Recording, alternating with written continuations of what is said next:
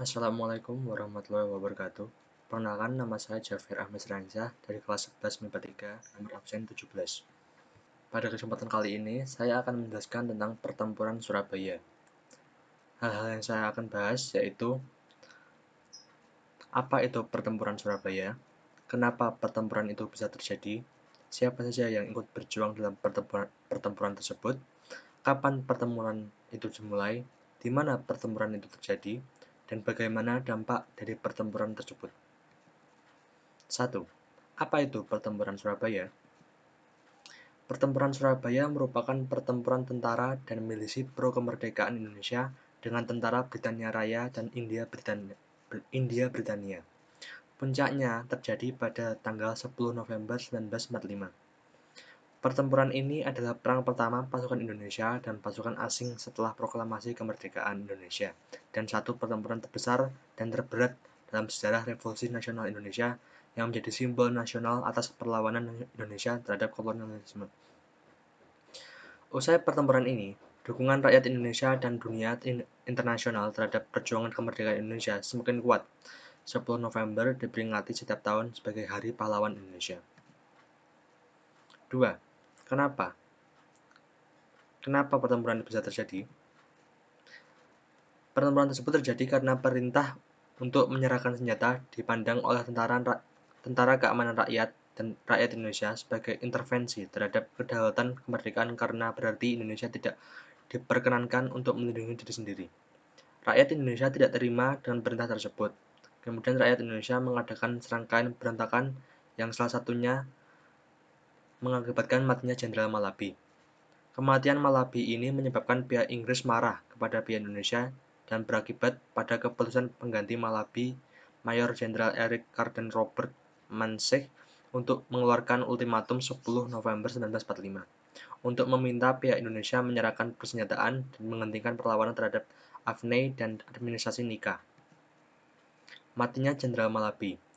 Pada 30 Oktober 1945, sekitar pukul 20.30, mobil Buick yang ditumpangi Brigadir Jenderal Malabi berpapasan dengan kelompok milisi Indonesia ketika akan melewati Jembatan Merah. Kesalahpahaman menyebabkan terjadinya tembak-menembak yang berakhir dengan tewasnya Brigadir Jenderal Malabi oleh tembakan pistol seorang pemuda Indonesia yang sampai saat ini tidak diketahui identitasnya. Dan terbakarnya mobil tersebut terkena ledakan granat yang menyebabkan Jenderal Malabi sulit dikenali. 3. Siapa saja yang ikut berjuang? Tentara Keamanan Rakyat dan rakyat di Surabaya bukannya takut, melainkan menjadi lebih gigih dan berkobar semangatnya. Terlebih lagi saat itu beberapa organisasi keagamaan seperti Nahdlatul Ulama dan Masyumi sempat juga mengeluarkan pernyataan bahwa perang mempertahankan kedaulatan adalah bentuk jihad. Ditambah sosok Bung Tomo yang dengan pidato-pidatonya terus memompa semangat perjuangan. 4.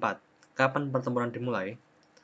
Pada 10 November pagi, tentara Inggris mulai melancarkan serangan. Pasukan sekutu mendapatkan perlawanan dari pasukan dan milisi Indonesia. 5. Di mana pertempuran terjadi? Pertempuran tersebut terjadi di Surabaya. 6. Bagaimana hasil dari pertempuran tersebut? Setidaknya 6.000 sampai 16.000 orang pejuang dari pihak Indonesia tewas dan 200.000 rakyat sipil mengungsi dari Surabaya. Korban dari pasukan Inggris dan India kira-kira sejumlah 600 sampai 2.000 tentara. Pertempuran berdarah di Surabaya yang memakan ribuan korban jiwa tersebut telah menggerakkan perlawanan rakyat di seluruh Indonesia untuk melakukan perlawanan. Banyaknya pejuang yang gugur dari rakyat sipil yang menjadi korban pada hari 10 November ini kemudian dikenang sebagai Hari Pahlawan oleh Republik Indonesia sampai sekarang. Meskipun kalah dan kehilangan anggota dan persenjataan, pertempuran yang dilancarkan pasukan rakyat Indonesia membangkitkan semangat bangsa Indonesia untuk memperjuangkan kemerdekaannya dan menarik perhatian internasional. Belanda tidak lagi memandang Republik itu sebagai kumpulan pengacau tanpa dukungan rakyat. Pertempuran ini juga meyakinkan Britania untuk mengambil sikap netral dalam Revolusi Nasional Indonesia.